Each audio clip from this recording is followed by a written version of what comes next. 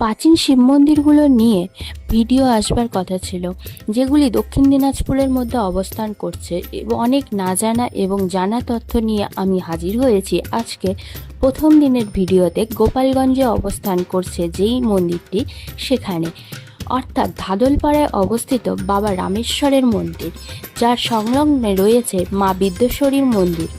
আর স্থানীয়দের কাছে জানা গিয়েছে যে এই মন্দিরটি প্রায় 100 বছরের থেকেও বেশি পুরনো। আর এখানে যে শিবলিঙ্গটি অবস্থান করছে সেটি একমুখ বিশিষ্ট শিবলিঙ্গ বলেই পরিচয় দিয়েছে স্থানীয়রা।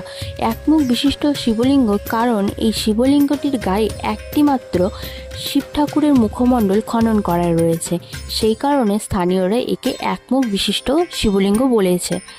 এছাড়াও এখানে যে প্রাচীনত্ব ফুটে উঠেছে সেটি চারিদিকে তাকালেই বোঝা যায়, কারণ বটবৃক্ষের দ্বারা আচ্ছন্ন মন্দিরগুলি প্রাচীনতা পরিস্ফুট করে তুলেছে। এবং এই ধরনের ভিডিও দক্ষিণ দিনাজপুর মধ্যে যে অজানা তথ্য এবং অজানা অনেক মন্দির রয়েছে, যেগুলো আমি আমার ভিডিওর দ্বারা সকলের মাঝখানে তুলে ধরব।